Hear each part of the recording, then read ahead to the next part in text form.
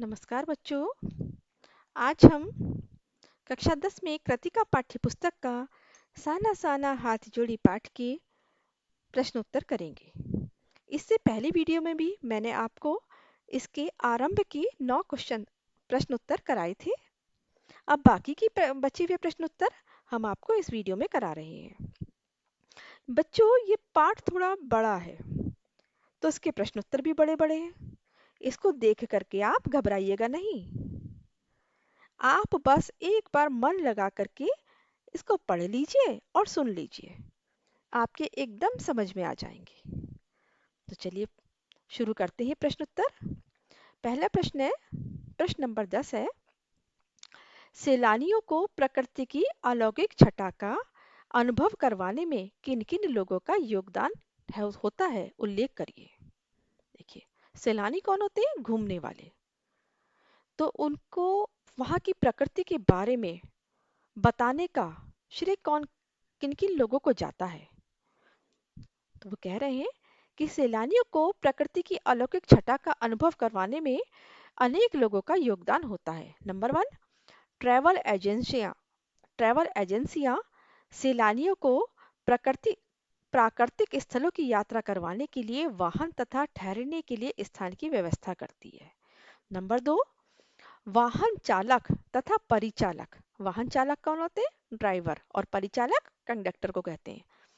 वाहन चालक तथा परिचालक सैलानियों को प्रकृति के अद्भुत नज़ारों के दर्शन करवाते हैं। ड्राइवर भी जहाँ जहाँ अच्छे दर्शनीय स्थल आते हैं वहाँ पर गाड़ी को रोक देते हैं। फिर इन स्थलों की जानकारी रखने वाले गाइड सैलानियों को पर्यटन स्थलों की महत्वपूर्ण जानकारी देते हैं। सबसे अच्छी भूमिका कौन निभाते हैं? गाइड वहाँ के। नंबर 4, सरकार तथा पर्यटन विभाग भी स्थलों का रखरखाव करके व स्थान स्थान पर जानकारी हेतु नक्शे लगाकर तथा उचित चेतावनियां लगाकर अपनी महत्वपूर्ण भूमिका निभाते हैं। इसके अलावा और भी बहुत सारे लोगों का योगदान होता है, जैसे वहाँ के होटल वाले, वहाँ के ठहरने की व्यवस्था करने वाले, वहाँ के लोगों का, वहाँ की जलवायु का, इन सभी का योगदान जो है वो सैलानियों के को वहाँ की अलौकिक छटा को दिखाने के लिए होता है। अगला प्रश्न है, कितना कम लेकर ये समाज को कितना अधिक वापस लौटा देती हैं, इस कथन के आधार पर स्पष्ट करें कि आम जनता की देश की आर्थिक प्रगति में क्या भूमिका रही है। देखिए, ये प्रश्न महत्वपूर्ण है, इसको आप ध्यान से सुन लीजिए। देश की प्रगति में आम जनता जैसे किसान, मजदूर और श्रमिकों की भूमिका को नकारा नहीं जा सकता। इनके श्रम पर ही सारा देश टिका है। खेतों में अन्न उत्पन्न करना, कारखानों में उपयोगी वस्तुओं को बनाना, सड़कें और मकान बनाना, पहाड़ी रास्ते बनाना, ये सभी इन्हीं के बलबूते होता है। पीठ पर बच्चों को बांधकर हाथों में कुदाल लेकर पत्थर तोड़ती महिलाओं के हाथों में बड़े ठेठे व उनके फूले हुए पांव सारी कहानी बयां करते हैं। सच, हमारे देश की आम जनता की यही कहानी है। ये परिश्रम तो बहुत करते हैं, लेकिन बदले में उतना मेहनताना नहीं मिलता। इसलिए कहा गया है कि कितना कम लेकर ये समाज को कितना अधिक वापस लौटा देती हैं। समझ आया आपको क्यों कहा गया है ऐसा, कि कितना कम लेकर ये समाज को इतना अधिक लौटा देते हैं? यानी कि ये कार्य तो बहुत अधिक करते हैं, मेहनत बहुत ज्यादा करते हैं, लेकिन मेहनत के अनुसार इनको उतना मेहनताना नहीं मिलता, और ये जैसे जिस स्थिति में है उसी स्थिति में रह जाते हैं, पैसे वालों की श्रेणी में नहीं आ पाते। अगला प्रश्न है, आज की पीढ़ी द्वारा प्रकृति के साथ किस तरह का खिलवाड़ किया जा रहा है, इसे रोकने में आपकी क्या भूमिका होनी चाहिए? देखिए, सारे ही प्रश्न बहुत महत्वपूर्ण हैं ये। आज की पीढ़ी पहाड़ी स्थलों को अपना आनंद विहार बना रही है, इससे वहां गंदगी बढ़ रही है। पर्वत अपनी स्वाभाविक सुंदरता को खो रहे हैं। कारखानों से निकलने वाले केमिकल व रसायन हमारी नदियों को दूषित कर रहे हैं। वनों की अंधाधुंध कटाई से भूमि का कटाव हो रहा है। कार्बन डाइऑक्साइड की अधिकता से वायु प्रदूषित हो रही है। इसे रोकने में हमारी निम्नलिखित भूमिका होनी चाहिए। क्या भूमिका होनी चाहिए हमारी? हम सबको मिलकर अधिक से अधिक पेड़ लगाने चाहिए। पेड़ों को कटने से रोकने के लिए कड़े कदम उठाने चाहिए। नदियों की निर्मलता व स्वच्छता को बनाए रखने के लिए कारखानों से निकलने वाले दूषित जल को नदियों में डालने से रोकना चाहिए। और लोगों को जागरूक जागरूक करने के लिए अनेक कार्यक्रमों का आयोजन करना चाहिए। आ गया आपकी समझ में ये प्रश्न? अगला प्रश्न है, प्रदूषण के कारण स्नोफॉल में कमी का जिक्र किया गया है।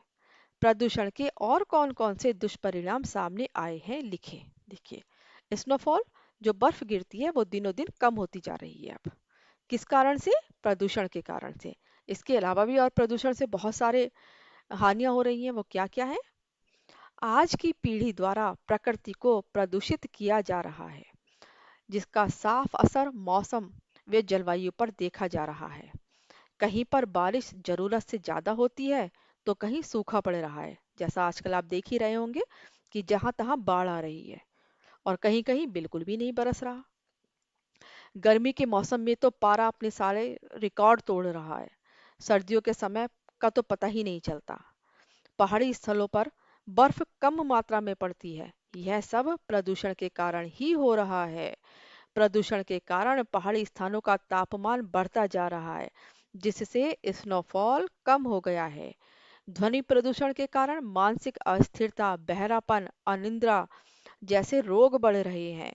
जल प्रदूषण के कारण पीने का स्वच्छ पानी नहीं मिल पा रहा है, जिससे पेट संबंधी व भयंकर बीमारियां हो रही हैं। तो देखा आपने इस प्रदूषण के कितने दुष्परिणाम हमारे सामने आ रहे हैं, फिर भी हम लोग नहीं मान रहे। अगला प्रश्न है, कटाव पर। कटाव वहां पर एक जगह थी। कटाव पर किसी दुकान का ना होना उसके लिए वरदान है। इस कथन के पक्ष में अपनी राय व्यक्त कीजिए। देखिए, कटाव एक ऐसी वहां पर बहुत ही खूबसूरत जगह थी जिसको मिनी स्विट्जरलैंड भी कहा गया है, लेकिन यह अभी तक टूरिस्ट स्पॉट नहीं है, इसलिए वहां पर कोई भी दुकान नहीं है। तो ये वहां पर किसी भी दुकान का ना होना उस स्थान के लिए वरदान कहा गया है। क्यों? अपनी प्राकृतिक सुंदरता के कारण कटाव स्विट्जरलैंड कहा जाता है।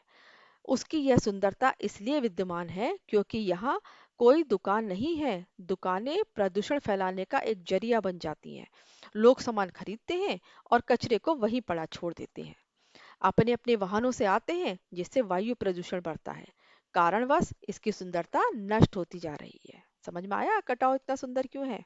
क्योंकि कोई दुकान नहीं है वहां। प्रकृति ने जल संचय की व्यवस्था किस प्रकार की है? बहुत महत्वपूर्ण प्रश्न है। देखिए, प्रकृति ने जल संचय मतलब जल को रोककर इकट्ठा करना। प्रकृति ने जल संचय की व्यवस्था बड़े नायाब ढंग से की है। प्रकृति सर्दियों में बर्फ के रूप में जल संग्रह कर लेती है। कैसे?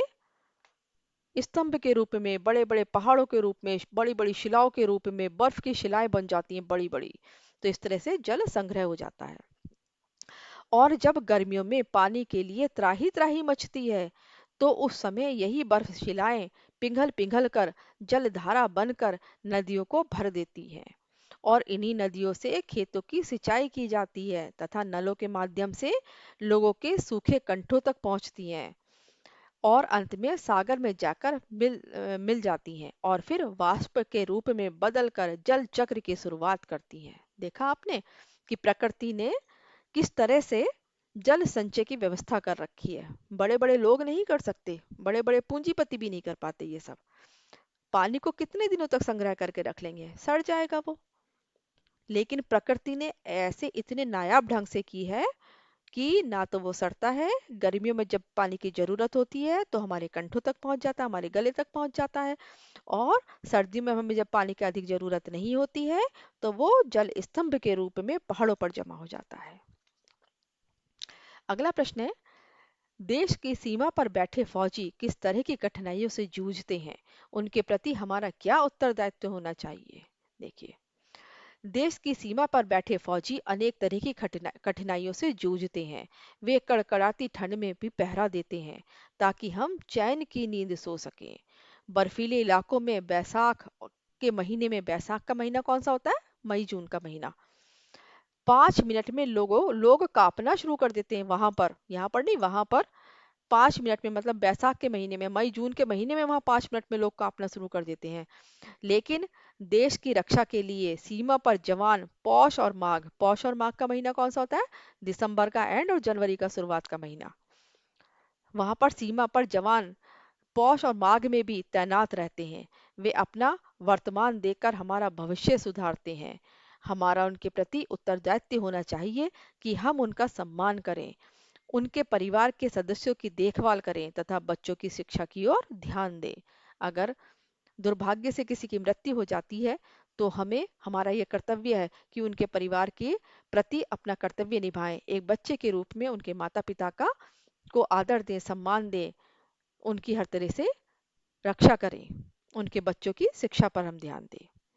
तो ये थे हमारे आज के प्रश्न उत्तर। आशा है आपको सब समझ में आ गए होंगे। तो अगर आपको मेरा ये वीडियो अच्छा लगे तो सब्सक्राइब करिए, शेयर करिए, कमेंट करिए। खुश रहिए, स्वस्थ रहिए। नमस्ते।